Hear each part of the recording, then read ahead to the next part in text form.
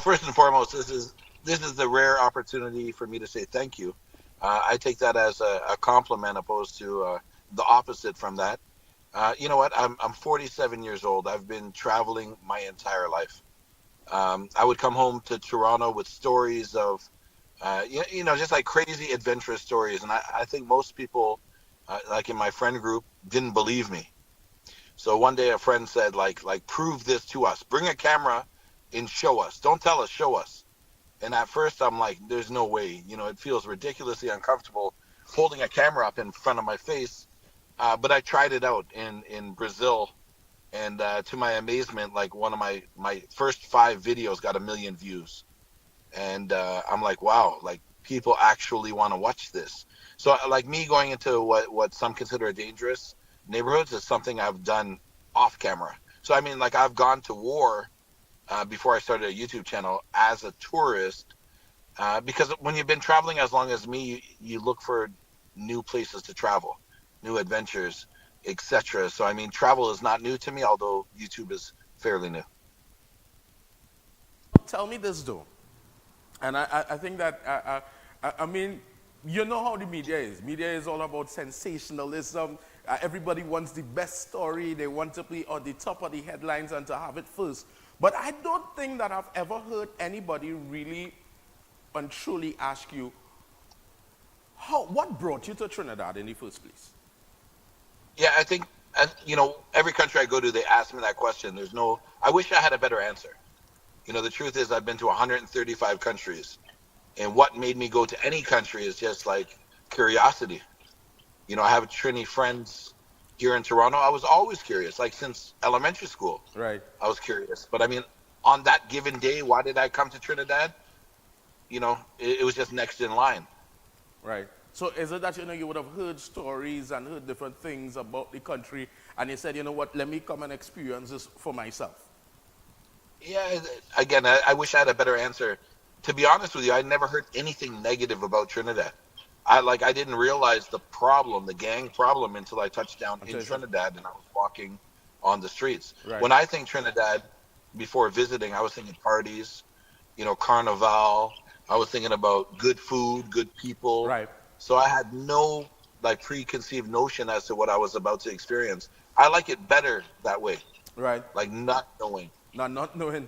But one thing for sure, you got to eat a doubles, right?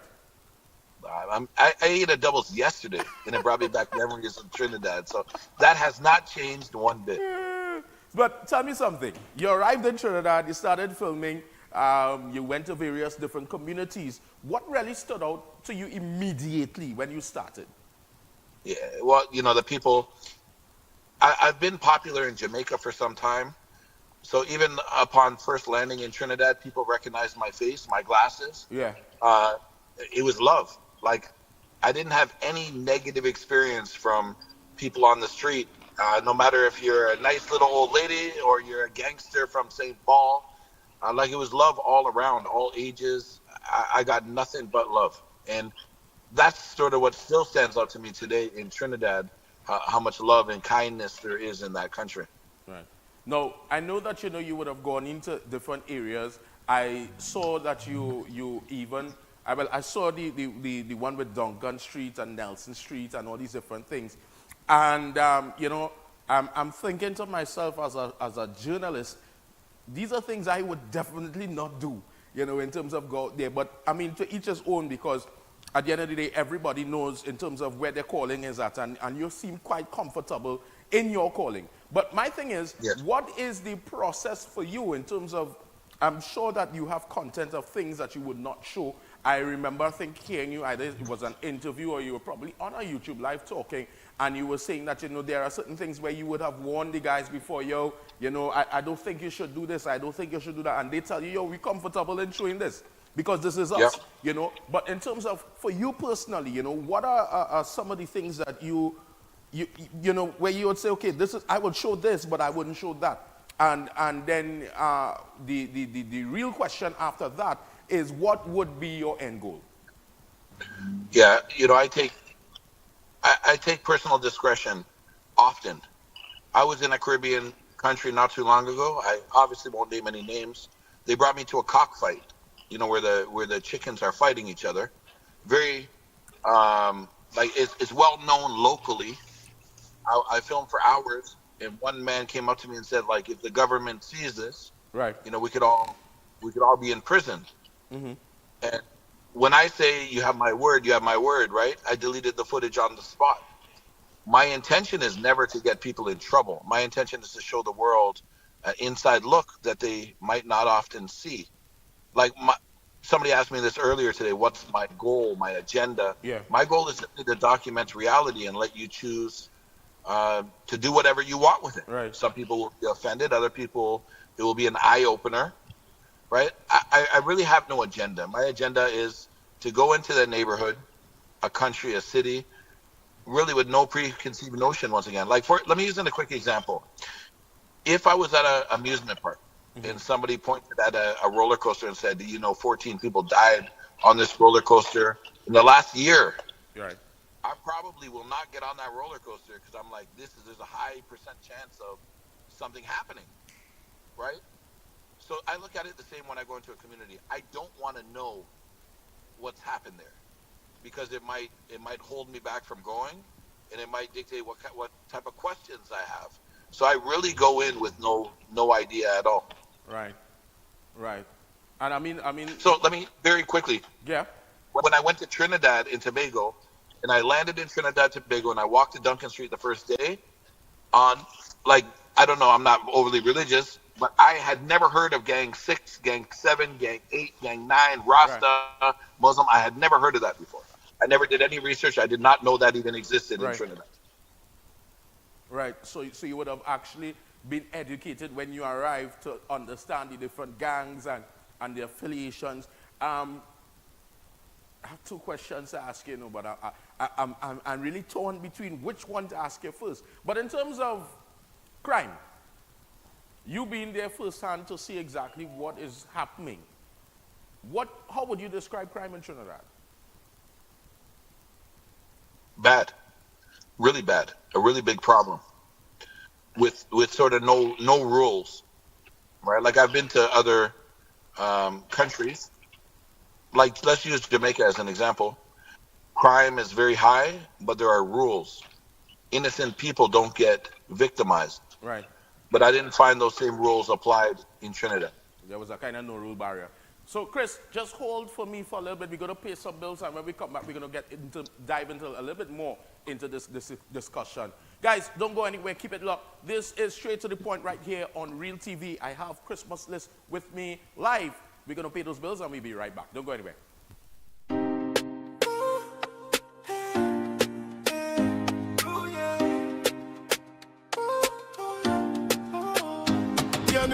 Straight to the point, we not beat round the bush. Straight to the point, yeah, we cut through the push. From news to drama, truth in every voice. If you want real talk, this is your choice. Broadcast your yagnas, weddings, and Hindu celebrations live on Real TV. Share your special moments with us. Share your devotion with the nation. Call us at 373-8946 or email realtv.corporate@gmail.com to host your celebration today. Ladies and gentlemen, young people, senior citizens, it is my pleasure and privilege to invite you to look at the program Inspired on Real TV at 2 p.m. every Wednesday afternoon. Inspired is designed to lift your spirits, to help you overcome depression and failure so you could be an outstanding, extraordinary success. We have special experts every Wednesday who will inspire you to do better, to be your best self. So may God bless you. And remember, every Wednesday at 2 p.m., please look out for the program Inspire.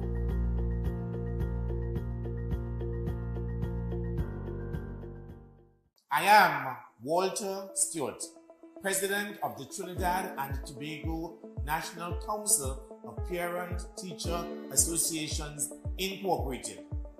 Join us every Thursday, 2 p.m. to 3 p.m. on Real TV, where we look at NPTA Speaks, National Parent Teacher Association Speaks, on topical and relevant issues pertaining to parents, teachers, education, and students of Trinidad and Tobago. This, of course, encapsulates local, regional, and international audiences every Thursday, 2 p.m. to 3 p.m. on Real TV, NPTA Speaks. On April 25th, gather around Team UNC for speeches on the state of the nation, including Prime Minister KPB 2.0. The people of our country can be assured that assets that belong to them are now being managed in a manner to bring the greatest returns to our country and our citizens. 37 years of party, 1 year in government. Congress 26 from the Couva South Hall car park, Saturday, April 25th at 2 p.m. Live coverage on this station and all streaming platforms. Better days are coming. Better days ahead.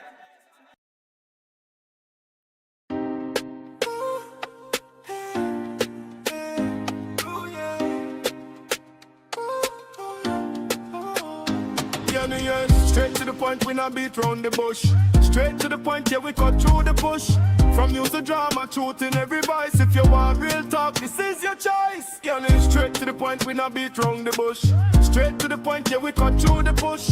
From news to drama, truth in every voice. If you want real talk, this is your choice.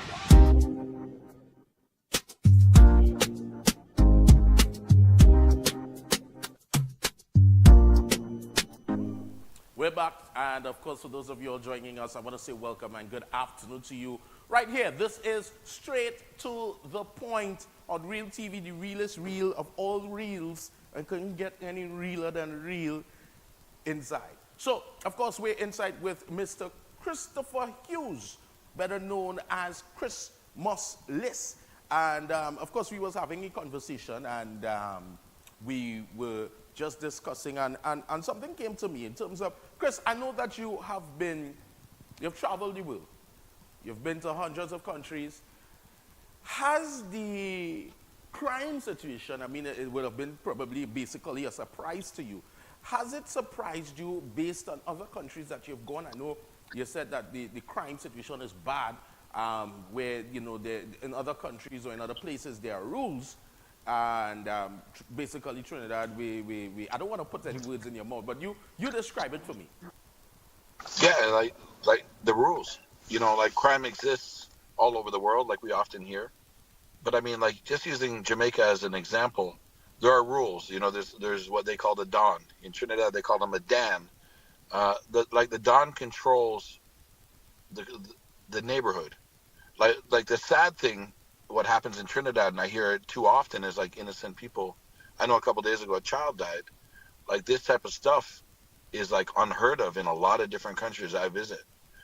With the exception of Mexico, I can't think of a place where more innocent people die than Trinidad.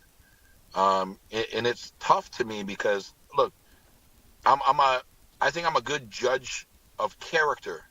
And what I can say, which might offend some people that I've met, a lot of these so-called gang members or criminals in Trinidad, when I meet them off camera, they're actually really good people. And I know that sounds crazy. I mean, they're nice people. But they put on this front when the camera's on to act hard in order to sort of, you know, whose block is stronger, what number is bigger and better. Yeah. But off camera, these are good, loving people. They love their family. They love their friends. They're nice. They smile. I'm sure they were good in school. I've never experienced it. Like normally gangster in Jamaica is a gangster on camera and off camera. But I find these gang members in Trinidad, like, how do I say it? Like they need a hug. They need some positive role models in their life. They need some opportunity. And I'm not making excuses for them because they are to blame for the crimes they commit, and they should do the time for the crimes they commit. Right. But I just feel like that they're not too far gone. A lot of them are not too far gone that they can't be saved. And I mean, I've even listened, and I've actually been paying very close attention to you from the first day that you came to Trinidad, and you know, I watched some of the videos, like, for instance, in Belmont, where, you know, we were seeing these youths, because most of them sometimes young people, you know, describing work, you know, certain projects, the government not doing this and that for them. And I mean, basically, it comes like if this lifestyle is an ultimatum to the fact that, you know, the area where they are in is already stigmatized. So why not just live the life? Because at the end of the day, nobody's supporting them. As you say, in terms of needing role models, they're not nobody, and it really not coming in. Because I mean, I would think, and you could tell me if I'm wrong, if these guys were as bad as they portray themselves to be, persons like yourself who come into their community by yourself most times, and come with a camera and put it in their face and talk to them, they wouldn't be comfortable with that. They wouldn't allow you into their space, because as far as they're concerned, hey, I bad, and who's you? You know, they want to put you down. You might have never left Trinidad. Well, I'd like that is. So, you know, the thing about it is that I've seen your videos give the general public and the world a harsh reality of where crime is in TNT today. Unfortunately, coming out of that, and the result coming out of that, is one that stemmed a sedition charge coming from the Trinidad and Tobago Ministry of National Security, and they would have clamped you would arrested you on the sedition charges. Tell me about that. I know that, you know, we can't go too much into it so that we don't prejudice the case, but at the same time, tell me about the sedition, how it came about, and what your feelings is like about that. Yeah, I have no doubt, you know, somebody was angry in the government, whoever that might have been at the time. Like, my thoughts are, you know, I was charged with like various charges, and then they were dropped and new charges were brought upon. So my original charge was not sedition. Right. It was promoting a gang and something else gang related, and then profiting off a gang. So I mean, I've had like 5 to 10 different charges given and then dropped, and then hit them with sedition and sort of force them into submission. That's my mindset, right? I was in court only a couple days ago. You're the first one that I've spoken about, where the new judge and new prosecutor, so this has been 2 years, but we were given a new judge and new prosecutor, and the judge told the prosecutor virtually that in order for us to find Chris Muslis guilty of sedition, we have to prove that he bought an airplane ticket to Trinidad to cause chaos within the community. Right. So that's what they have to prove, right? I know it's a fake charge. It's all nonsense. I'm scared. You know, me, like, I'm a privileged tourist, right? So, like, I have a little bit of money, and I have the stubbornness to fight this nonsense charge, whereas local residents might not have that same privilege. Right. They hit me with a charge just to prolong this process. I have no problem talking about it because I'm 100% innocent. Right. And I'm not the only one to film said videos in Trinidad, but I'm the only one to be charged with this is a very heinous crime, just so you know. It's 2 years in jail, you know, is very possible. Right. But that's what I'm going through right now today. No, the thing about it is in terms of, I think because I saw that they were probably around the same timing that you was in Trinidad, there were at least about 2 other YouTubers that was here doing the same thing. But I think that for some reason, not for some reason, your videos were reaching further than they were. And I have my views on it because, I mean, I'm looking at things now happening in Trinidad. I don't know if you're still following in terms of what is happening in TNT. A police officer was murdered just a couple days ago. An 8-year-old would have lost her life along with 3 other adults right next to the police station. We're seeing so much things happening whilst in a state of emergency. And I've always come to the conclusion, even when I was on radio and I was saying, why didn't the government just say, hey, Chris, let's have a sit down. Let's talk. Let's see how it is that we can use the information that you presented to the public so that we can take this information and try to fight crime or even try to reach out, because at the end of the day, these people who are glorified gangsters and gang leaders and gang members, if they felt so comfortable in speaking to you, why not say, okay, Chris, how can we work together, one way or the other, where we could use what is that these people need that we could help them, we could help stop the crime situation, or at the same time, what can we do to make leads? Because I mean, at the end of the day, we don't want anybody to feel like if they're an informant, or you know, you came to the country to just inform on crime or whatever the case may be. But what, in your personal view, given the fact that you would have caused such of a buzz with the information that you would have released, what do you think would probably have been the better thing in terms of for the Trinidad and Tobago government to do, where in terms of your releasing of these videos and showing the different crime hotspots and all these different things? Yeah, I'm not into politics, so I'm not certain exactly what they should do. But I can use an example. You know, I've returned back and forth to Belize City 5 times in the last 3 years, and I filmed very, very similar content.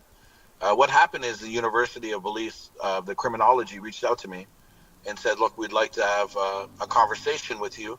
Not like who lives where and what kind of crimes are committed, but just have some general conversation so we can learn more about what we can do to help the crime problem in our country. That's Belize City, right? But you can see, you know, Trinidad took it upon a different way. They're like, let me slap you in the wrist and imprison you for letting the world know what's actually happening. Because nobody can blame me for the crime in Trinidad. So they're blaming me for documenting the crime. And there's been a lot of false information as well about people being arrested from my videos. There has been 0 people arrested from my videos, although the government and press has put out other information saying 34 people were arrested.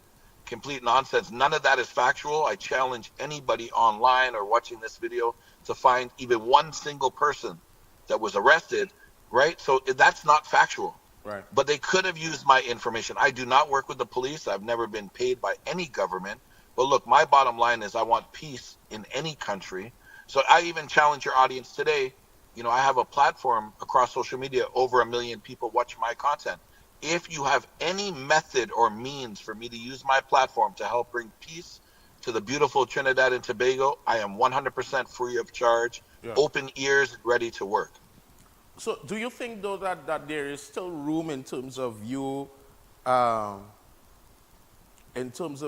having that conversation where that maybe you may be backed in Trinidad, maybe to shoot more content? Let's just say, you know, in terms of the charges are dropped, given that, you know, the situation that is because, you know, I've heard that you've said, regardless, you still love Trinidad.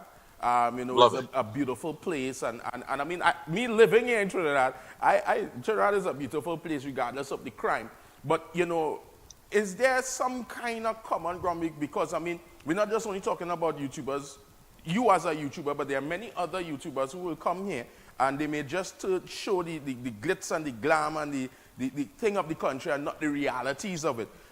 Do you think that there will ever be a time where it is that the tension that is happening, that we could kind of fix that tension between YouTubers, persons who come to vlog and all these different things, and the government and the country at all? I hope so. Like, let's, you know, like I'm in Canada, I'm in Toronto right now. You know, if you look at my content in Toronto, like 50% of my content is about drug overdose, right? I'm not filming the glitz and the glamour in my own city. I'm filming the reality, which isn't always pretty. Right. So the biggest problem Trinidad and Tobago is going to have is like you welcome and you encourage YouTubers and content creators to come, but then you want to be like in a communist state and dictate what they can film and what they can show. That's not reality, right? You have 1,000 people coming and filming the same thing over and over and over again. Yeah. Right? What you got to do is slowly clean up the city from crime and allow people to show the reality, right? We're not fabricating anything. I'm not creating this. This is something that exists. I'm simply documenting it.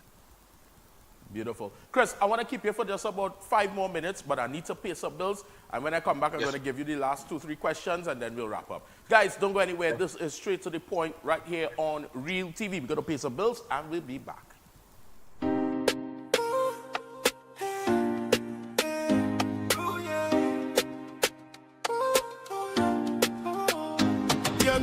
Straight to the point. point, we not beat round the bush. Straight to the point, yeah, we cut through the bush. From use the drama, truth in every voice. If you want real talk, this is your choice.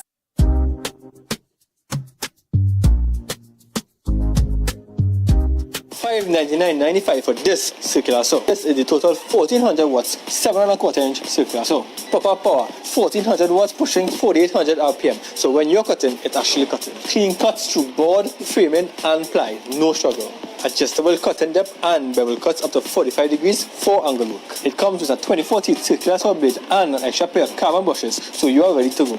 And once again, it's only $599.95. So stop fighting with your tools. Upgrade to the 1400 watts now. Available now at the Fixes Center. You can visit us at Lipole 109 Monroe Cunupia or give us a call at 424-1563. I am Zalisa Budu Singh Rupani, inviting you to join me for the rebirth of Apne Sitare, Our Stars, a vibrant and spectacular show celebrating the incredible local talents of the sons and daughters of Trinidad and Tobago. Experience the beauty of our culture through singing, dancing and musical performances as we keep the arts alive and shining bright. Tune in right here on Real TV every Sunday from 1 p.m. for Apne Sitare, Our Stars. See you there. Hey, I'm Enrique. And I am Alicia. And this is Voices of the People, where Trinbago speaks. join us every Monday and Friday From 2 to 3 p.m. on Real TV, where we give you, the people, a voice.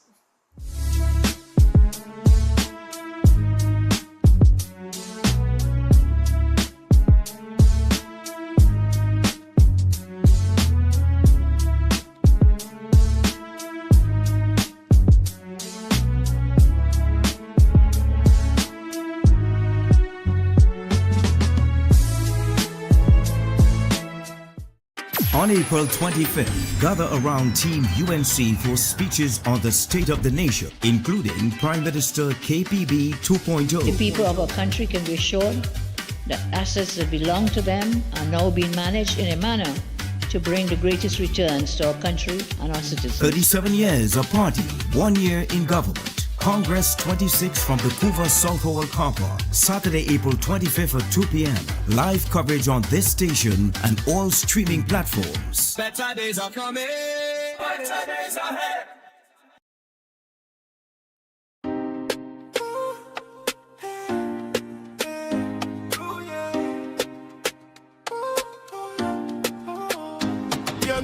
Straight to the point, we not beat round the bush. Straight to the point, yeah, we cut through the bush. From use the drama, truth in every voice. If you want real talk, this is your choice. Yeah, straight to the point, we not beat round the bush. Straight to the point, yeah, we cut through the bush. From use the drama, truth in every voice. If you want real talk, this is your choice.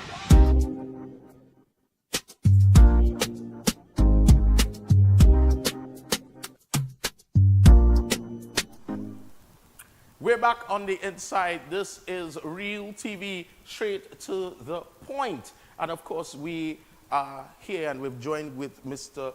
Christopher Hughes inside.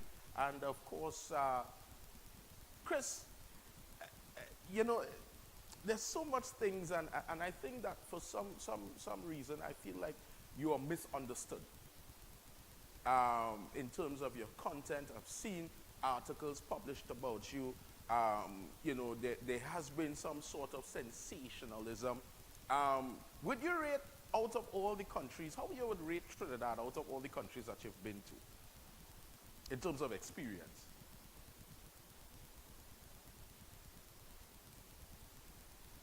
Not here again. Friends there that will be lifetime friends that I met right while filming, and I love the country. If I could go like this and erase that aspect, I would have returned 3 times already. It's a country that I would highly recommend. So as you're saying that, what do you think in terms of your personal understanding? What are some of the things that you think you'll do differently or approach differently, you know, if you had the choice to do it all over? Yeah, I don't really live life like that, but I mean, if we were to judge other people that have come and done it, they come and they film and they leave. Right. They don't build relationships. They don't build any personal love for the country. They do it for views. Like when I went there, like you said earlier, I filmed 29 videos. Maybe 12 of them were hood style videos, and the rest were like steel pan, eating food, festivals and fishing and crabbing. But people don't remember those videos. No. What they remember is the videos of guys with red bandanas on, and they assume that was my reason for coming. Right. But I challenge anybody to watch a full video and think that I came with negative intention. Listen to my questioning. Mm-hmm. I just give people the opportunity to share with me reality. But you think that the government and content creators can find common ground? I hope so. I really hope so. Yeah. So, and, for the Trinidadians that are listening right now, persons coming on to see you, to hear what you have to say, what your message will be for TNT?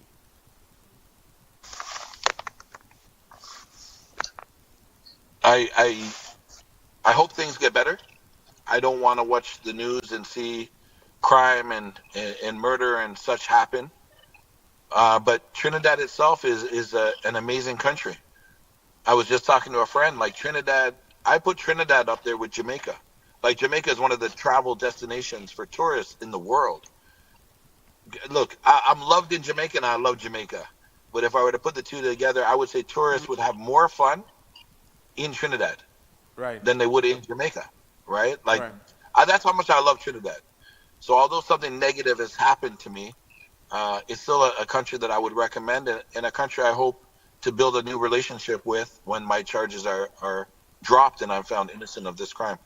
So one thing I want to ask you though, do you have any, in terms of, what would be the next move? I mean, we're looking at the charges are dropped. Do you have any intentions of suing, any legal redress? What are your plans? So every lawyer will tell me I shouldn't talk about that, right? But the case is, this has cost me a lot of money. These false allegations and charges have cost me a lot of money in bail that I'll never return, I'll never get back, and lawyer fees that I never get back. So, I mean, if I could break even, I would be happy. But I don't even want to talk about money. I want freedom, you know, and I want to be told that I'm innocent. Those are the words that I didn't come to Trinidad to get rich off fake charges, right? But in reality, this has really hindered me. I was stuck in Trinidad for 3 months with no passport. I provide for my wife and kids, right? So I mean, it has caused a lot of harm to me, right? But I mean, let's not put the carriage before the horse. For now, I just want to be found innocent, and then we'll decide with my lawyers as to what the next step will be. So what's next for you in terms of your traveling, in terms of vlogging, continuing doing what you have to do? What's next for Christmas list? Non-stop. I just got back from China. I was trying to get into North Korea about a week ago, but the borders are closed right now. I'm back at home in Toronto for the next 2 weeks filming, and then who knows? I'm like the anti-planner. You know, I might hear something in the wind and then just jump on a plane and travel there. So I'm not too sure. So what I want to ask you though is that, I mean, you just hear something in the wind and you just pick up and say, okay, I'm going to this country and just explore. Yep. No knowledge of anything. How your wife feels about that though? Yeah, she knows I'm a big child. I'm like, you know, like Christmas, I don't want to know the gift. I want to open the present and figure what's inside. You know, my wife and I have been together. We have a 20-year-old child as our oldest son. Wow. So we've been together over 20 years. And when she met me, she knew I was crazy enough to jump on a flight, you know, an hour before it boards, right? Yeah. So that's just my style. Yeah. So she's accustomed to the craziness. She is absolutely accustomed to the craziness, yes. And I love her for that. And I mean, she's very supportive. And I mean, you know, most men, we don't have that full support and supportiveness in terms of you know, the crazy side of us, or what we'll call as a profession. So tell me. But you know, when I signed my wedding contract, there was a stipulation that I will be traveling the world. And before she signed, she saw that little asterisk with a note. Yeah. I like that. Tell me, one of your greatest experiences doing this vlogging so far, if you give us one experience. Man, it's just the people. It's the people I wouldn't have met if I didn't have a camera.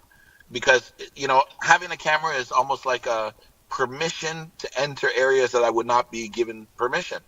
So whether it be a story from a stranger in Trinidad or in Iceland or Greenland or China or Somalia, it's like I get to meet people that I normally would not have met without having a camera. Beautiful. Chris, I really want to say, thank you for giving me and giving us, time, clearing the air and certain things, because, some people would say, Chris Merciless hates Trinidad. Chris Merciless wanted to put us on the map to make sure that we look bad and all these different things. But I genuinely believe and feel that, that wasn't the case. It was basically an explorer exploring and doing what he does in terms of, if people know your history, you go to places that people wouldn't go to, and you tell the real story behind it all. Because at the end of the day, what makes a country is both good and bad. And I hope... if I can conclude with something quickly, sure. For those naysayers or think that was my intention, there's 29 videos. They're live in public today. Read the comments. There's hundreds of thousands of comments, and I think you'd be pleasantly surprised to see how many people say, wow, I want to go to Trinidad. Wow, I didn't realize the people are so nice. So, I mean, the facts are there, right? People want to go to Trinidad. I was encouraging them while showing them the reality that there are certain areas in Trinidad that you have to be careful when you visit. And I mean, these is no secret, because I mean, down to the U.S., they have advisories as places that you shouldn't go when you're traveling to Trinidad. They've given you tips and guidelines on, things that you should and shouldn't do. So, I mean, getting the visual aspect of it shouldn't be that bad, because I mean, at the end of the day, if I'm a Trinidadian, I think that for me, how I think is that after seeing those videos, the real question is, what is the solution? How do we fix this? How do we make our sweet island sweeter? In every country, there's something bad and there's something good. We have both, but the human part of it is we never remember the good. We always stress on the bad. Right. So anything that you want to say before we end and wrap off? Yeah, much love to Trinidad. I dream about the day I can come back as a free man and continue to build new memories. Not only myself, my eldest son is a YouTuber. Right. I feel comfortable bringing my wife and my 3 children. Trinidad is a country that I can't wait to revisit as an innocent man. Well, I look forward to that, and I hope that when you touch back down in Trinidad, we could go and probably take a little, eat some doubles and take a couple few, and probably you could carry me some of the places that you've went to, because I feel safe. I feel safe in the hood. Yeah. I've been to the hood, different hoods, and I feel very safe. So we could line, So thanks again, Chris. Most definitely. Thanks so much for joining us, and I hope to see you soon. All right? Thank you. Yeah, man. Okay. All the best. Yeah, brother. So, guys, that was Chris Merciless on the inside with us here. And I mean, he said it himself. The Trinidad ain't all that bad. I mean, we're not all that good. But we're in between. And I remember driving, going down into certain places like Sealots and Mova, and to me, in these areas, it only had love in the areas. I've been in Mova, and the only thing that I think happened to me in Mova is that I went to, I parked my vehicle in Mova, and they stole my hybrid battery, but then when it is, you find out it was men from outside of the area come inside, steal the battery, and they went with it. I've traveled to places in Laventille. I've traveled to some of the baddest, the baddest of the baddest places you could think about. Places where they tell you when you're driving, you have to load on your lights. Some of them you have to give them a signal and give them a double flick. You have to flick the lights, you have to put on your glass. And I've been to these areas, and I mean, all I felt is love. There was a time I went in one area, and the guy, he stopped the vehicle. The vehicle was heavily tinted. And he stopped the vehicle. And when I put on the glass, he said, oh, it's you. He's him now. He said, boy, what ended up happening, some people come up on the block the other day, and they put on a shooting, and we kind of on edge, and this, that, and the other, and thing, and whatever the case may be. But most of these people are normal people. Normal people. But the thing about it is, and I've always said this, is that I believe that we could take the resources and the things that we have that is out in the public domain, because if a man like Chris Muslis could come into Trinidad and visit a lot of high-risk areas, who is the government, who is the police not to find the same thing? We've seen guns all over the place plastered, and still, some of these guns are outside. But then it's a shocker now that guns belonging to the municipal police, $10,000 a pop, and being sold, and for months all of this nonsense happening. But I want to continue that talk, and when we come back from the break, I'm going to bring with us Mr. Wendell Eversley, social activist. He has some things under his belt, you know. So we're going to bring him in after the break. Don't go nowhere. Keep it locked. This is Straight to the Point, Real TV.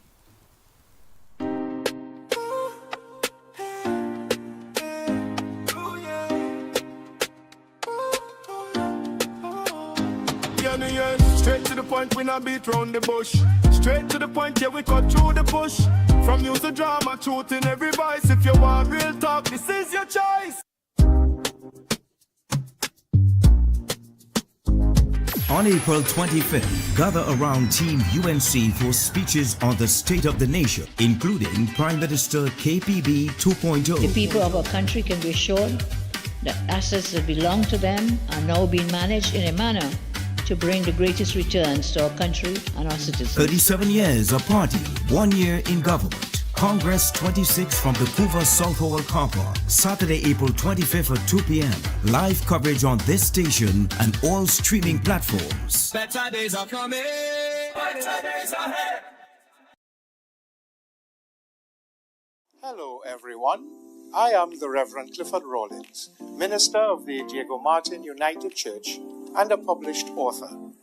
I am inviting you to join me on Real TV for Honest to God, where we are honest with what Scripture is and says, and addressing topical issues in Christianity in a postmodern context and post-colonial Caribbean landscape.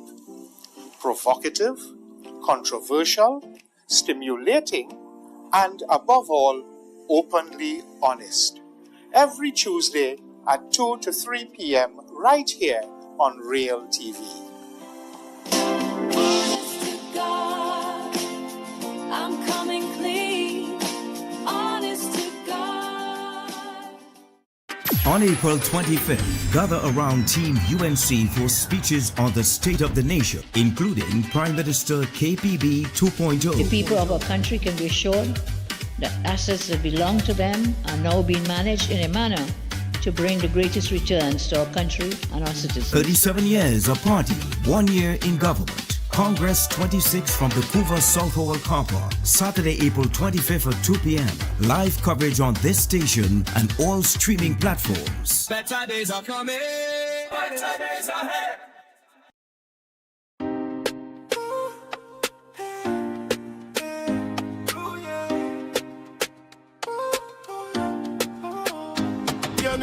Straight to the point, we not beat round the bush.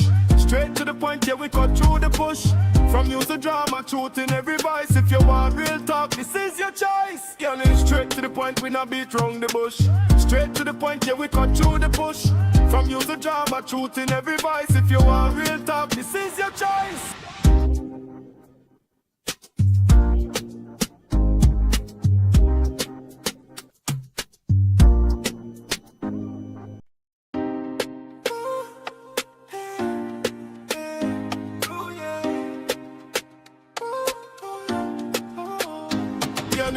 Straight to the point, we not beat round the bush.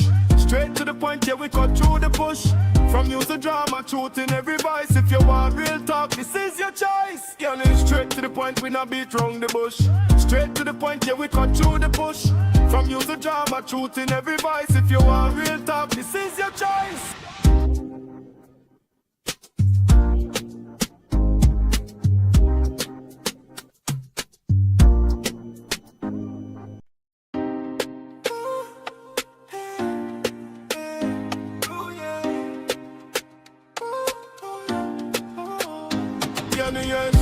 the point, we not beat round the bush. Straight to the point, yeah, we cut through the push. From news to drama, truth in every voice. If you want real talk, this is your choice. Yeah, straight to the point, we not beat round the bush. Straight to the point, yeah, we cut through the push. From news to drama, truth in every voice. If you want real talk, this is your choice.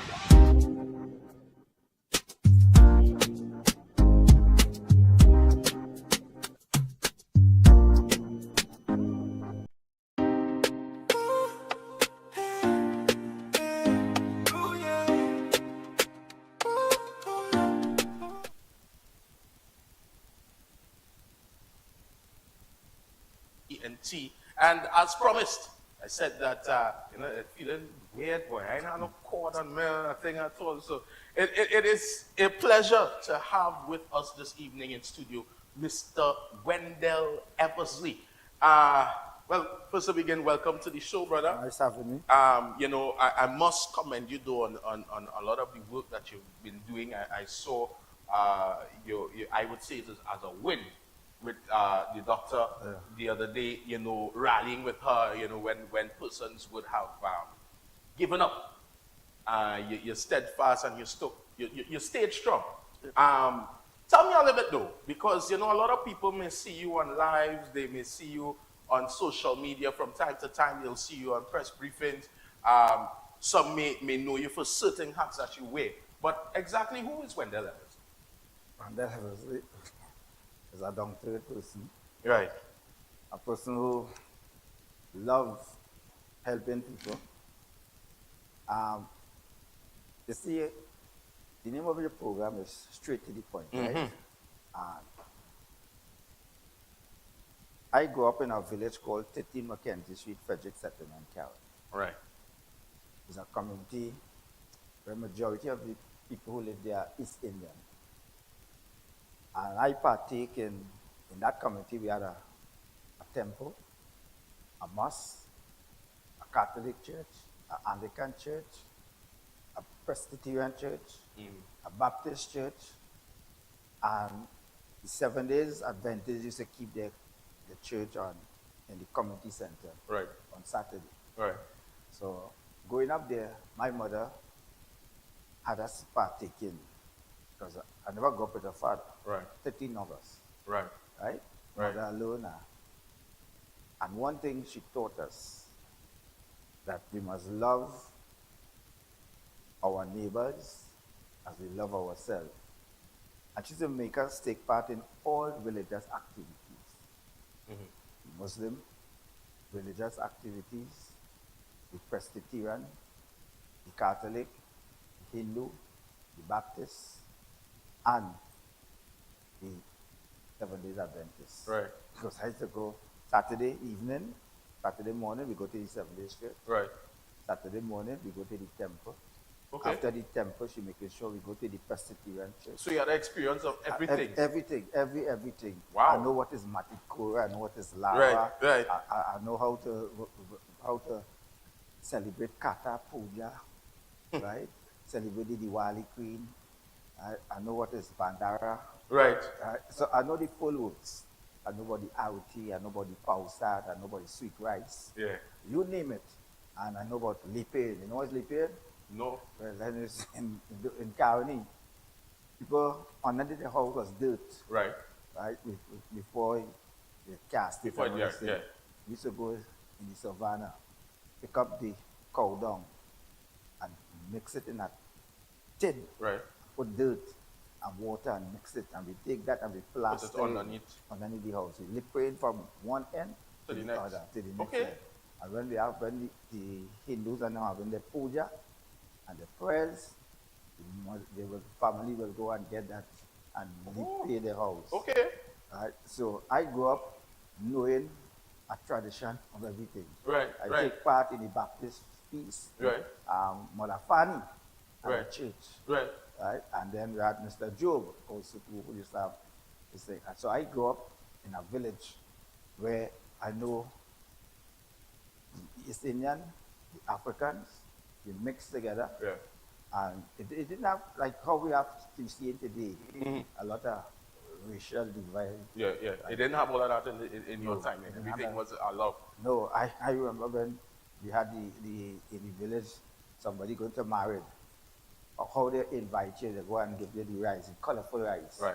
and go by house to house and hand in the family, The and rice. the people in the village. Yeah. I invited you to my daughter wedding, my Okay, son wedding, okay. and when they see we come, we call them the Sadabai and the Dolahim. Mhm. And when we see that, and we having a And you have a good ball feast, of a yeah, time, yeah. and I used to look forward for the Matikora. Right. The Matikora, they come, the Tasa come at your home, and then we leave your home and we go to a certain point. And then the Sunday morning is the Lawa. Right. Sunday morning, the ladies go and they go to a certain point, and I following them and I dancing with Tasa because Tasa meeting and they carry there and they're doing this, the performance before they come back home, and then in the evening time is the wedding. Right. Right? And we go and before the wedding, we used to go in and look for bamboo. Go with family, cut bamboo. And when you come back there, you build the tent.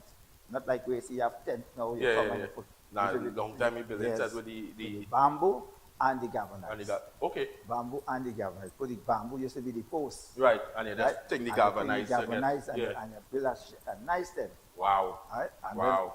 then the cooking night. You go on Saturday night. And they have bajan and thing and they're singing. We have for the orchestra, Indian orchestra, they come.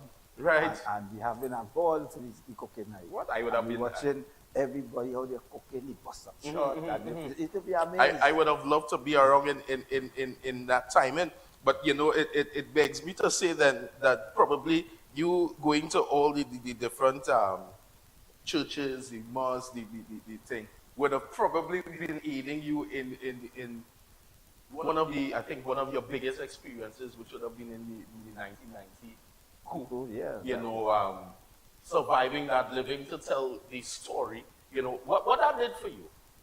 What I did for me, that made me, especially when the former Prime Minister, back then, Ian Robinson, Yeah. it was my first day in Parliament. It was my first day I went to see how parliamentarians operate. I Right. was So that was your very first day? Very first day in the public gallery Jesus.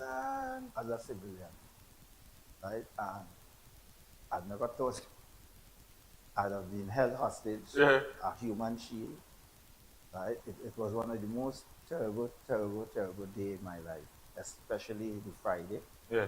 What they did to us, how they treated us. I was a human shield. I have to go from room to room, opening doors and windows. Wow. And if I carry the instruction, I remember I get licks on my head. You see, I have a scar here. Yeah. A life, blood running down. And I was shaking and crying.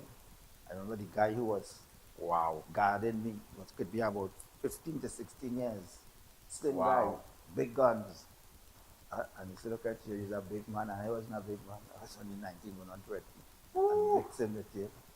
And I had to do what I have to do. And one of the most horrible thing I experienced is the Friday night when Lauren Cabrero,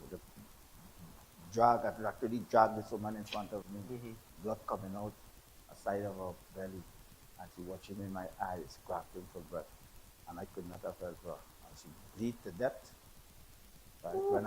When I was released, she was still in the Parliament chamber when I was walking down the steps, and then they say, you go. I said, me? They say, yes. I was shocked.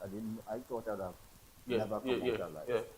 Right? But God put me for a reason to tell the story and to fight for make sure that we don't have a 1990 again. And if the authorities back then was listening at the earliest possible time, they would have been able to deal with what took place. Yeah.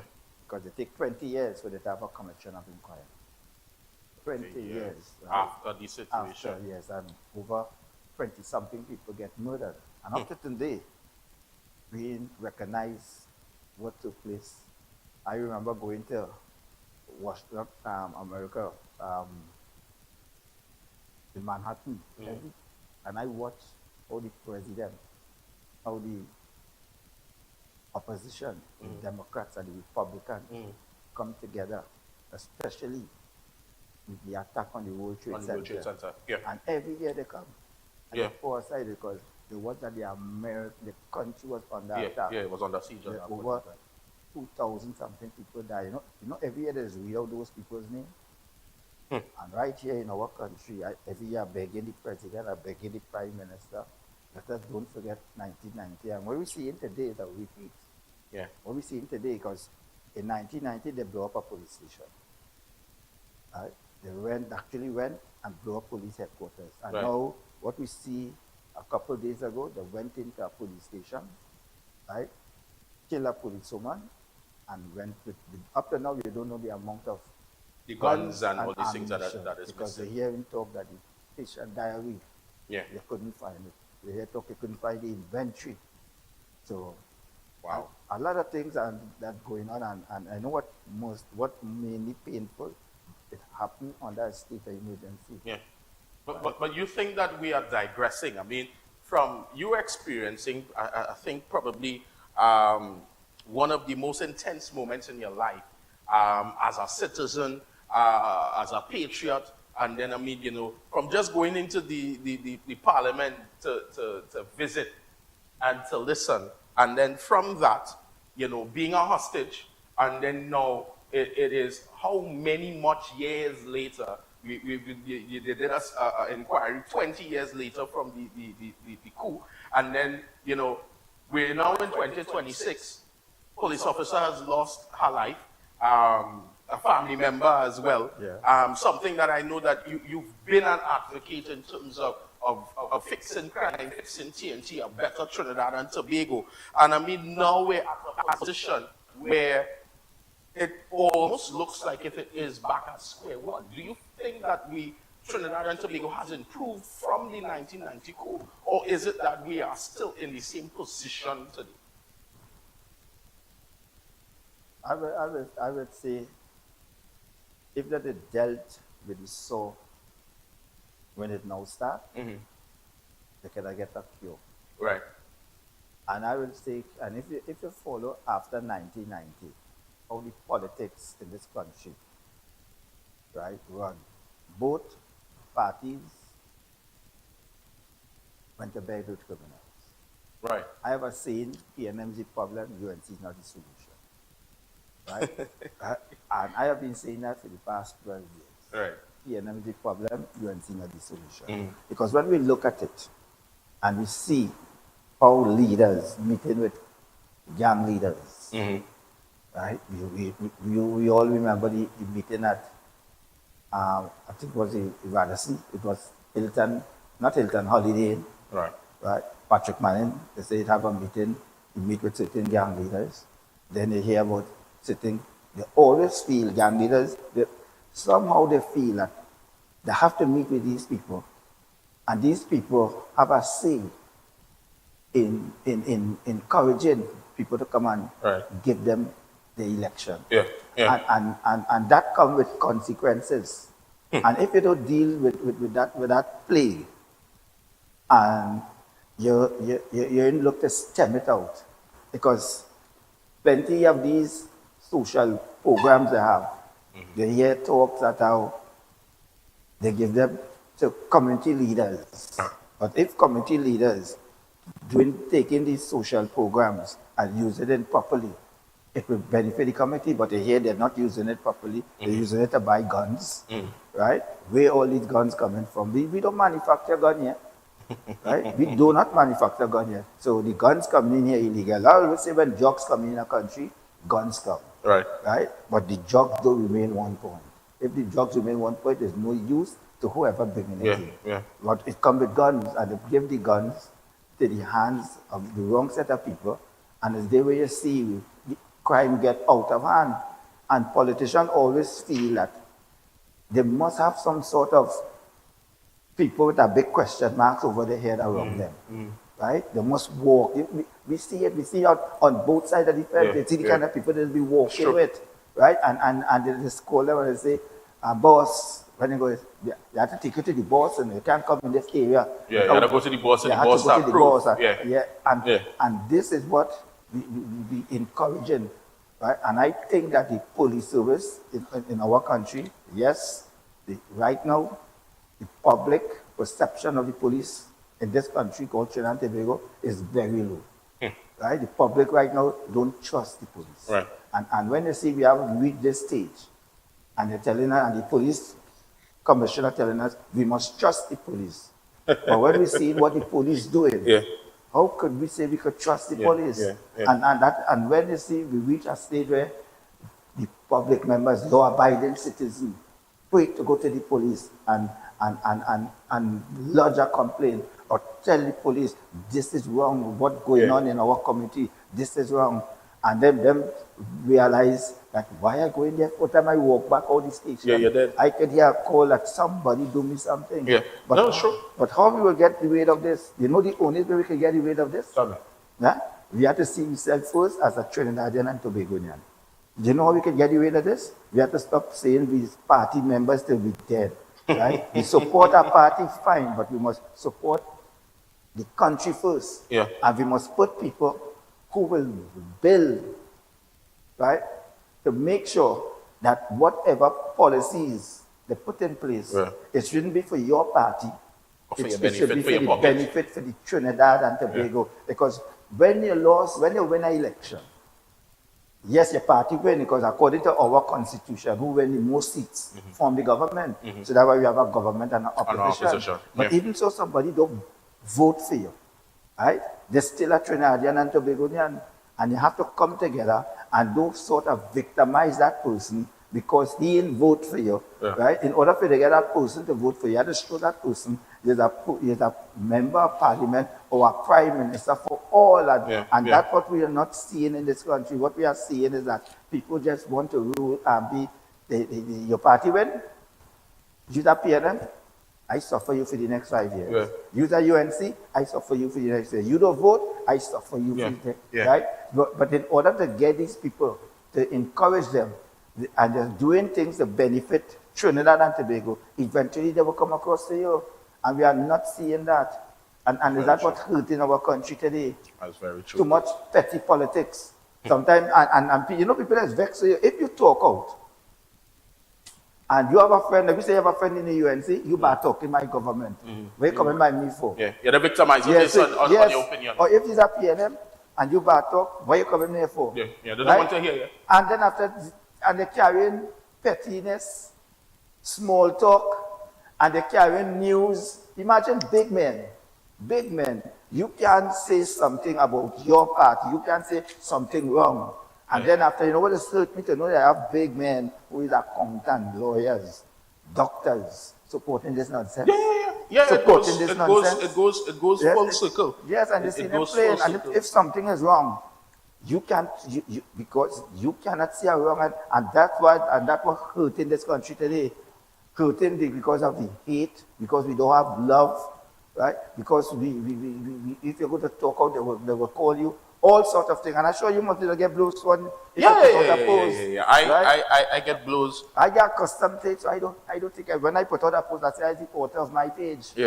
But right? And I always say, Wendell, to me, and I've gotten accustomed to the blows. Sometimes I just have to take a little sabbatical and rock back a little bit. But the thing about it is, it doesn't, for me, I always say, it doesn't matter what party you support. But in my book, if I voted for a party and they are in government, we're all human. At times we make mistakes, at times we may not make the best decision, we may put something forward, and we'll trial it out to see if it works. But to me, governance and the people of Trinidad and Tobago works hand in hand, just like a man and woman relationship. If I love you, I will come and tell you, they're behind really like what you're doing here. You know? Yes. Let me see how we could fix that or whatever the case may be. But we've reached a state now in society where it is literally radicalism, if I could say that. So it's like, here what's going on is either all you go way and we suicidal with it, or is no way at all. And I've realized now that we've lost the touch, and I have to blame both present government and opposition as well, where we've literally lost the touch of the citizenry and the governance. Because there are a lot of times I've had guests here and all, even where the unions are concerned, and they say the government are listening to us. We don't even have an ear on the inside, and things and decisions are being made where sometimes I feel like it's more of a pocket opportunity or revenue opportunity than it is about a better Trinidad and Tobago solution, if you understand what I'm saying. So my question to you, because I know we have a break coming up in 2 minutes, but one of the questions that I have for you is in terms of what do you believe would be a now solution or something that we must look at now to try to start to fix things? First, we have to start with the truth. And the truth hurts. Right? And if you could talk the truth, the population will respect you for telling them the truth. But see, if you're selling them a dream, right, they will see that, hey, whatever you said, and now you're in this position, we realize that you lied to us. Yeah. I don't know if you ever listened to a song by David Water called Madman Rant. Madman Rant, yeah. Right? And if you listen to the words of that song, he sang that song maybe about 15 or 20 years ago. We're seeing it today. Because what we are seeing, people saying all sorts of things to just get into the driver's seat. And when they get to the driver's seat, they're not following it. And both parties, because they bring out a manifesto. How much of them really go by the manifesto that they say, right? That this is the manifesto we pledge to you, the people, right? This is our dream. This is our plan. This is our contract with you. But when they get there, they throw the contract away, right? They throw the come like they sell you a dream, and when the dream come true, when they get the dream come true for them, after they wake up, they say that dream is not true. Yeah.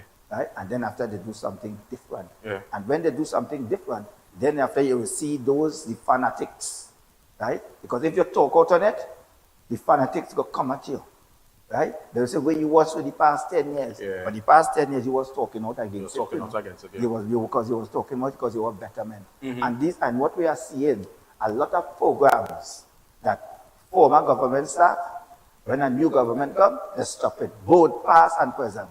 They stop it, so all the money what they spend on all these projects that ain't finished, incomplete, that stands still. Take up it right there. We're going to pay some bills and when we come back, we'll come back with more. Guys, don't go anywhere. Straight to the point, right here on Real TV.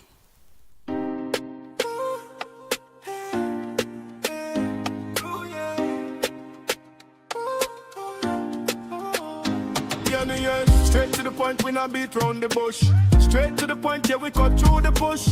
On April 25th, gather around Team UNC for speeches on the state of the nation, including Prime Minister KPB 2.0. The people of our country can be assured that assets that belong to them are now being managed in a manner to bring the greatest returns to our country and our citizens. 37 years a party, 1 year in government. Congress 26 from the Couva Southall Car Park, Saturday, April 25th at 2 p.m.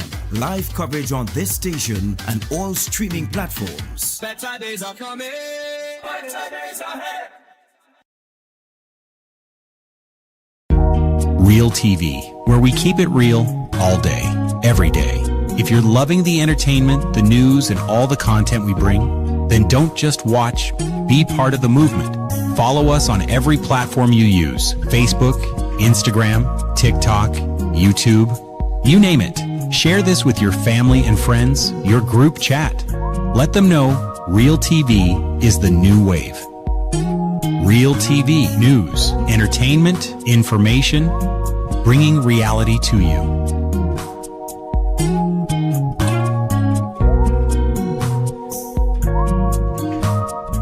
Broadcast your yagnas, weddings, and Hindu celebrations live on Real TV. Share your special moments with us. Share your devotion with the nation. Call us at 373-8946 or email realtv.corporate@gmail.com to host your celebration today. Let's get straight to the point. I am Dale Edwards, Dale the Voice, and we're going to get straight to the point right here on Real TV. Join me Monday to Friday, 4 to 6 p.m. when we talk the hard truth. We're not beating around the bush. We're getting straight to the point, dealing with real issues, social, politics, and much more. Monday to Friday, the only place to be is right here on Real TV.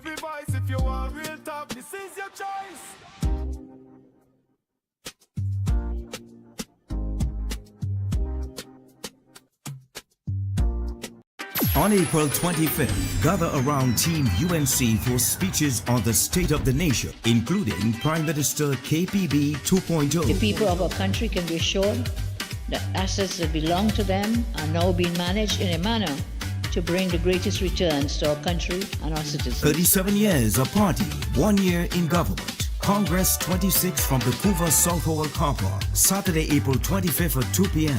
Live coverage on this station and all streaming platforms. Better days are coming. Better days ahead.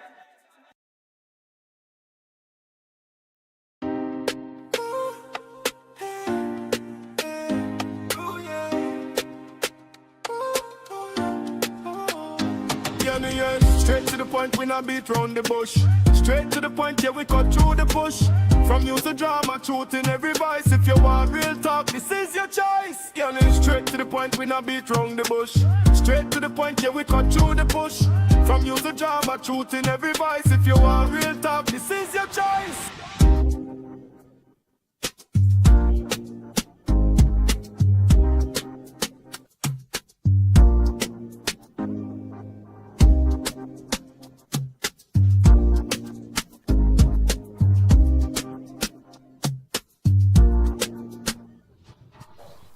So we're back on the inside. Nice, yeah. So we're back on the inside, and of course we're joined here with Mr. Wendell Eversley. And I mean, you know, it becomes clearer when it is that you actually, you know, sometimes you see somebody in the public light, and you're seeing persons that you're always seeing them, but you don't really get the back end story of why they're doing what they're doing. You know, what drives. And I think one of the things is I've always used to see Mr. Eversley. And if he's carrying this flag when he's doing the walks, I've seen him in the capacity of being in the Congress of the People. I've seen him over the years. And you know, I never knew. It was only probably, could be about a year or something ago, that I actually knew that, you know, you was a part of the in terms of being there in the parliament when the coup was taking place. Because I always used to say, why this madman, this man is a madman, you understand? A lot of people, but then we know that it was an attack on our democracy. Yeah, yeah. Right? It's an attack on Trinidad and Tobago. But you think it had any merit behind it? If it had merit, because let me tell you something.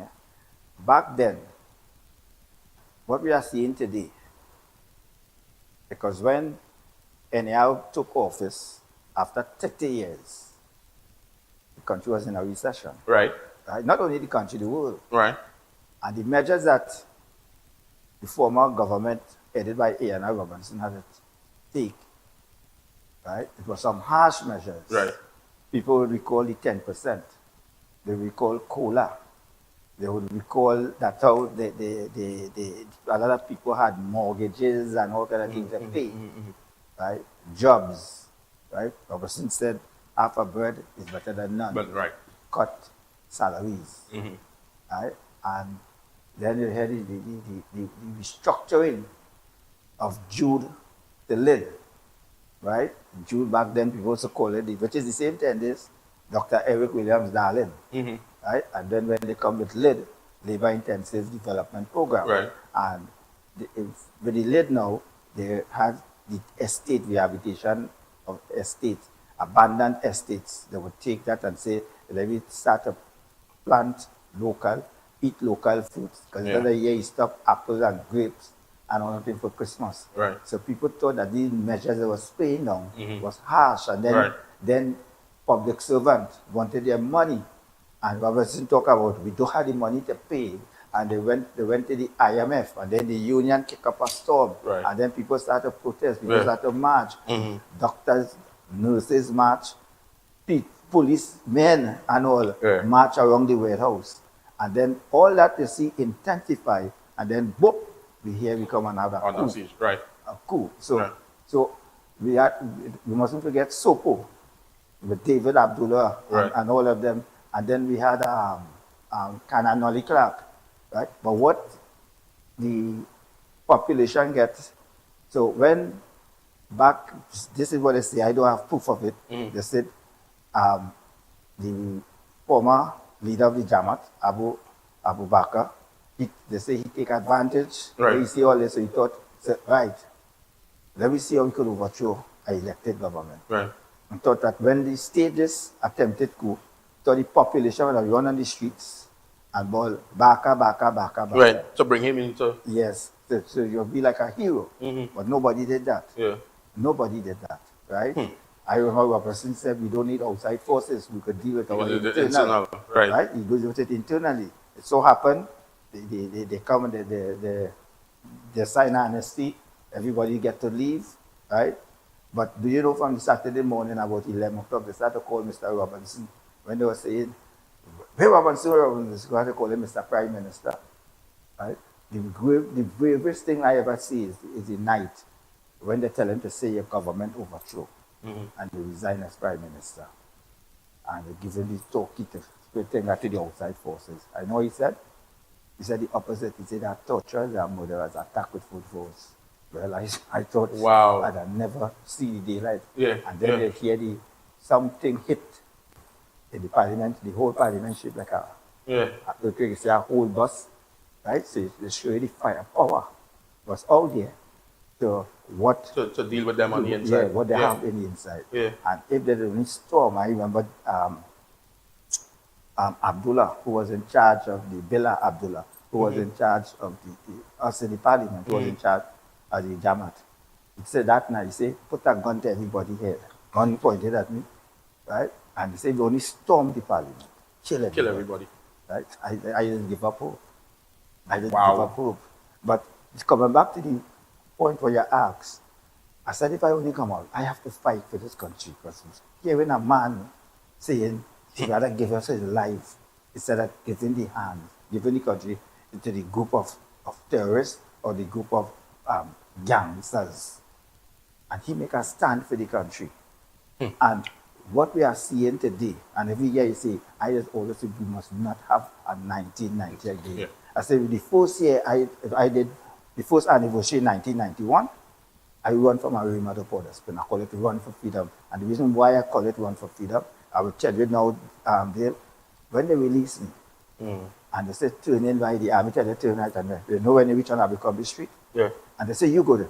They say you could go now. I start to run. And I will run up Abercrombie Street. Come across, by the jail. Yeah, by the big jail there, yeah. I come out, I go on straight across, I come by the hospital. I remember old lady hold my hand. I pull her with my hand. I was shaking. Yeah. Right? And she said, what happened, son? What happened? And I keep run down Charlotte Street. I walk from Port of Spain to the crazy, When I walk in, I see all kind of commotion. I was frightened. Yeah, I mean, after going through that kind of ordeal. They might. And when I reach in crazy, right, I take a maxi, as well as thing, pissy, everything. And then you have blood on you and all them kind of things. Yeah, as well as pissy. When they had the two, what happened? I said, I know get released something. Right? When I went home the night in St. Cecilia Street, my mother and them, the candles and things, right? Because they was expecting you to already be dead. Dead. Right? And I never forget that big hug I get from my mother, because mother was a big woman. Yeah. That big hug. She said, son, come. And she's squeezing my head and after me. Yeah. And thing coming out. Right? And everybody, people was bawling. When I would not never come back outside again for a while, But let me ask you this before we get into depth into the real aspect of the conversation. Have you forgiven the persons behind the 1990 coup? I mean, after 15 years, I said I had a press conference. I said I forgive the Jamaat. I said I forgive not the Jamaat Al-Nusra. I said I forgive Abu Bakr. And I met that man once in my life. I know why I met him. I never go and meet him. I never talk when Gladiator died. Right? I was Gladiator. That funeral, I was doing one of the tributes for Gladiator at his funeral in Tunapuna. And when the funeral over, he came up and shook my hand. A fella took a picture of me. Right? And after that, he gave it to me. And I went home and I put it up on my Facebook page. If you go now, you'll see a picture of me shaking hand. right? On my Facebook page. I said, this is the first time I ever met him. He come and shake my hand. And we never had no conversation, nothing. And that was it. Wow. Right? But I take my 15 years on the 15th anniversary, right, of the attempted coup. Right? I just keep a press conference 2 days before. I just do a protest in Trinidad and one in Tobago. Right. Right? And I was fight to know that this is part of our history. We shouldn't run from it. We shouldn't hide it. And after that, the 15 years, I forgive him. But before that, I had hate. Yeah, you didn't have it in you. Hate, yes. Yeah, I yeah. hate. I mean, remember. they put you through so much. And I mean, you know, that is something that I wouldn't even wish on my worst enemy, you know, in retrospect. But at the same time, I think I have a new understanding of why you do what you do. Yeah. And why there is a passion in terms of country, in terms of the things that are happening in our nation, and why you take so much interest into it.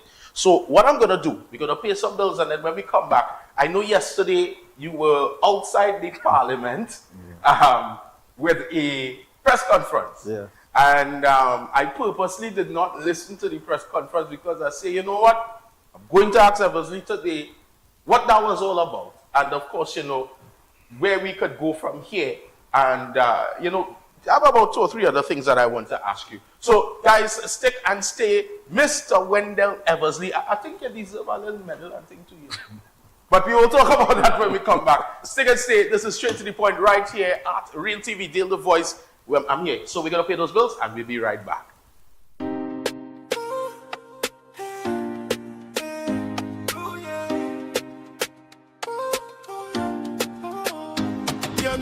Straight to the point, we not beat round the bush.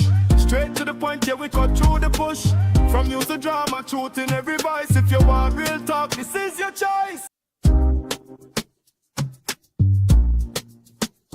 On April 25th, gather around Team UNC for speeches on the state of the nation, including Prime Minister KPB 2.0. The people of our country can be assured that assets that belong to them are now being managed in a manner to bring the greatest returns to our country and our citizens. 37 years of party, 1 year in government. Congress 26 from the Couva South Hall car park, Saturday, April 25th at 2 p.m. Live coverage on this station and all streaming platforms. Better days are coming.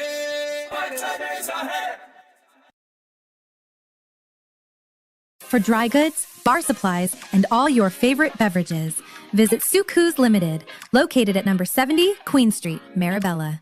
We supply local groceries, mini-marts, bars, lounges, caterers, home entertainers, and everyone in between. Your trusted importer, distributor, and retailer. Call us today at 298-9989 or email sales@sukus.com. Planning a concert, conference, wedding, or cultural celebration? Let Real TV broadcast your event to the world. From live streaming and on-air coverage to global reach across TV and online platforms, we make sure your big moments are seen and heard everywhere. We offer professional production, worldwide exposure, and an unforgettable impact. Don't just host your event. Let us share it with the world. Contact Real TV today, where your story becomes everyone's experience. Call us today at 2926470 or WhatsApp us at 3847142. You can also send an email to realtv.corporate@gmail.com. Ready to take your sales career to the next level? If you have a passion for connecting with clients, building meaningful relationships, and delivering results, we want you on our team. Join a dynamic, motivated environment where your experience matters, your ideas are valued, and your drive defines your success. Step into a role with real opportunity. Join the sales team at Real TV, where your future begins. Call us today at 2926470 or WhatsApp us at 3847142. You can also send an email to realtv.corporate@gmail.com. On April 25th, gather around Team UNC for speeches on the state of the nation, including Prime Minister KPB 2.0. The people of our country can be assured that assets that belong to them are now being managed in a manner to bring the greatest returns to our country and our citizens. 37 years of party, 1 year in government. Congress 26 from the Couva Southall Car Park, Saturday, April 25th at 2 p.m. Live coverage on this station and all streaming platforms. Better days are coming. Better days ahead.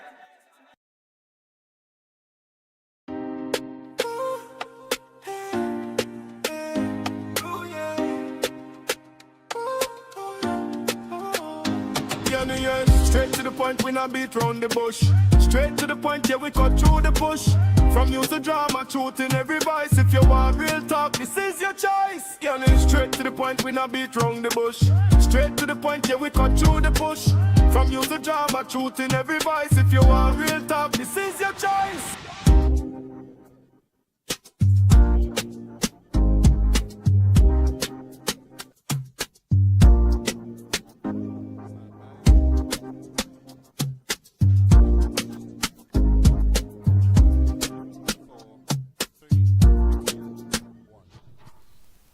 We are back on the inside, and of course, I want to say welcome to all of you all here. You know, I always say this, whether it is on radio, it don't matter what radio station or when I'm doing an interview, for TV or doing the interview, the off-air conversations is always be sweeter than the ones on here. You understand? Yeah. Because, I mean, as in everything, you know, we always have to be still wise. Although this is straight to the point, we still have to be wise on some of the conversations that we have in the public domain. But, you know, it is a esteemed pleasure, I think, to have somebody like Mr. Eversley in my company this evening, and in yours as well, in your homes, on your phones, on your smart devices, because sometimes these are the conversations that a lot of people are not having. That, you know, the media is all about sensationalism. So they go with what is trending at that point in time, and then after that, because, you know, I watched the other day, this week actually, I saw how quick and hasty the media was the moment that they found out that the police officer that was murdered was your family member. Mm-hmm. And how fast the media came to you to have a conversation, because the rest of the family, one person said, you know, the family said no comment, but Mr. Eversley, you know, what you have to say. And then I sat back and I literally folded my arms while I was watching the clip. And I think, director, about 3 or 4 days, I had the clip in queue to play, and I played it. And I said to myself, you know, it is sad that we're running down sensationalism news. But for years, the same man has been given a plight, speaking outwards to the media, and that same tenacity and drive that they've been driving to come to talk to you because it's hot scoop bacchanal. We don't remember half of that. Because, you know, there may be a lot of younger persons who may have only seen then, because the media is carrying some of the other things that you're talking about, which is the realities and the truths, the things that people don't want to hear. You know, but I've said this, that, you know, on the start of this show, that this show will be a show that we speak about things that makes people uncomfortable. It would also speak about things that the mainstream media ain't want to hear. But when they start to hear, it is bacchanal. But this week here, Mr. Eversley, not a straight. But this week here, we and I think you would know this because you would have also spoken to him, the Prisons Association head. Yeah. And talking about no uniforms. Something simple as uniforms since 2018. How isn't that making mainstream front page papers? It's not. No. It's not. But let me ask you a question. You think the Fourth Estate losing it? I don't know. I asked them that when they come to interview me. Yeah. Not yesterday, but at the home of my niece. Yeah. I asked them, right? Like, you are not representing the Fourth Estate. You are not the Fourth Estate anymore representing the Fifth Estate. Mm-hmm. But the Fifth Estate is the people. Is the people, yeah. Right? And they're not doing it. Yeah. It's no longer that. And we're seeing, sometimes I ask ourselves if the media is no longer independent. Right? The media taking a side.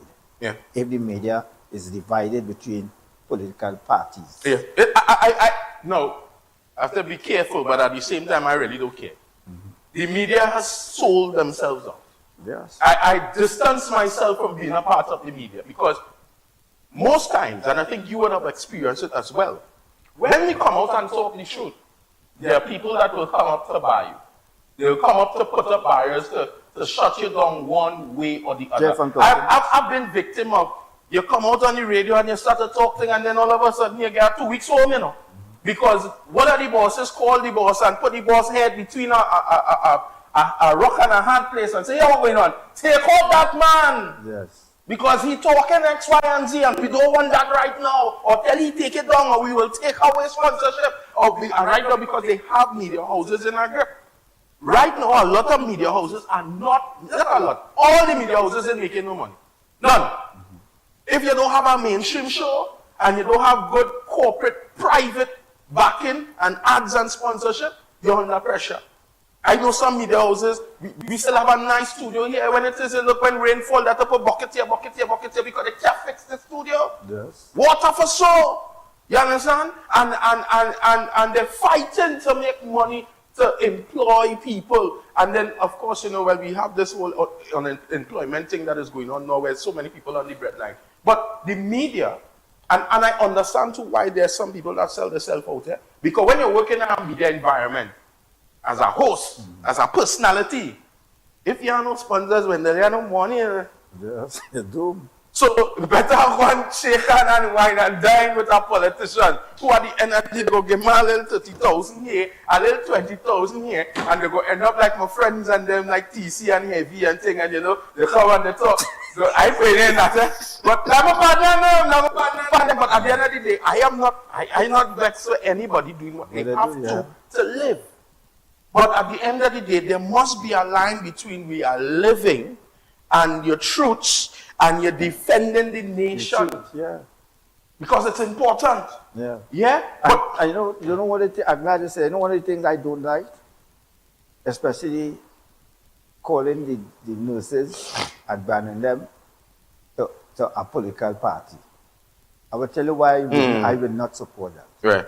Because during the COVID, yeah, is the nurses there attending to your loved ones. Correct. They don't care what party you belong to. Yeah, they're not saying what party. Your blood is showing yellow already. No, when you go to the hospital, the first line of people you meet is the nurses before you see the doctor. Yeah. Right? Yeah. The nurses, you have to go to the nurses, you have to tell the nurses what you complain. The nurses go take your blood pressure, they will take your weight and all this thing, and then give you the thing to go and see the doctor. When the doctor finishes with you, they send you back to the next nurse. Right? And the nurses, we really see all type of nurses. So when you brand them, I say no, you can't, because the day or tomorrow you get sick and you cussing them and you go in the hospital, who are to see you? The same nurses on them. The same right? Exactly. We should get away from that. Yeah. Right? We should look at healthcare workers as professional workers, as workers for the people. Yeah. And at the COVID time, the same corporal who was murdered, her mother died from COVID. Her mother was a nurse. Wow. Right? And she died attending to people. Wow. Right? And so when you see these kind of things, right, you can't brand about people as you're fighting, whatever you protest, everything fine. Because whoever protests, all type of people protest. All type of people protest, but when it comes to the job, they will stand and talk to know that they want better working condition. They want the salary increase. Right? You might think get it today or tomorrow, but also you have to respect people's rights. You can't be want to take somebody down the drain and try to damage their character. Right? Because they're not on your line. Because one day you don't know where you'll be the next day. Sure. Right? So the truth, they say the truth, I will tell you, we must learn to talk the truth. And if we learn to talk the truth, right, we will be more respected in this country called Trinidad and Tobago. Right? I just tell my children, talk the truth. Always talk the truth. Right? No matter what they do. No matter how bad it is. Yes, talk the truth. Yeah. No, it is. No, I know that we you know, I don't know, like I have to probably try and see how we could get additional time in this show, you know, because sometimes when you bring in guests and we start to get into it, because I always like that the only way that I think that we could absorb something from somebody is firstly getting to understand who they are. Yes. Because once you understand the modus of a person, then you understand what they do. Because sometimes we bring what they do into the table and we can't absorb it because we don't understand where you come from. So like, I was watching some messages here and some person messaged me and said, I now have an appreciation for Mr. Eversley because I didn't know. Because they're always seeing the madman rants. Yeah. But they don't understand how the madman became a madman that was ranting. But, I know that you spoke to the members of the media yesterday out of the Red House. And I know we have about 2 minutes, right, Director? So, what exactly, in terms of what's happening now? One of the main things I address the media about is concern national intelligence. Right. Do you know that out of the Commission of Inquiry, which sat for 2 years, right, at the Caribbean Court of Justice on Henry Street, right, I went to 90% because I fought for that, right, to the sit-ins. After the commission submit the report, 2 volumes, volume 1 and volume 2. They said deal with chapter 11 and chapter 12. In the recommendation to the president that these 2 chapters must deal with privately and confidentially. Right. The Prime Minister laid it in Parliament and said this will not be private and confidential, she will lay it for the public. Chapter 11 talk about the day itself. It also talk about institutions. Because back then, right, we had the Fourth Squad and the head of not the Fourth Squad, the Special Branch, and the head of the Special Branch used to report to the Prime Minister. To the Prime Minister directly, Right? We had no National Security Council, Center and all them different things. We never had that. Out of the recommendations, we see a lot of these things put in place right now. But chapter 11, chapter 11, they're not touching chapter 11. Wow. Right? And that's why, and I like how you talk about it, the media, right? If you ask media, journalists and reporters, if they ever look at chapter 11 of the commercial report in 1990, this is where the children of our schools, secondary school, university, right? You go to university and you ask them about 1990, they don't know. It has just happened some student in UWI. I don't know how they get my number, but they call them and they ask me they want to do a paper on with 1990. Right? Wow. Because this is part of our country history. Right? But I will always stand up for what is right. I don't care what consequences I have to face. And as I always say, when I talk the talk, I just walk the talk. And if I have to do it all by myself, I'm going and do it. Right? Because I want to see this place a better place so that you can live in, I can live in, our children can live in. Right? Because this is our home. Yeah, definitely. This is our home. Mr. Eversley, I think that we need a part 2 because you're a man of a lot of knowledge, and I'm learning as well as we go by. Unfortunately, we are out of time, and I'm definitely going to make sure that Mr. Eversley is back with us so that we can continue this discussion because it's a lot. So I will call this part 1. Yes. And we will look forward to part 2. Thank you so much, Mr. Eversley, for being inside with us. And of course, for all of you that have joined us, and if you've missed it, you can go back on the YouTube and take in this interview. So I'm Daily Voice. This is Straight to the Point right here on Real TV. Keep it locked. Don't go anywhere. And of course, see you guys on Monday. Please the Lord. Bye.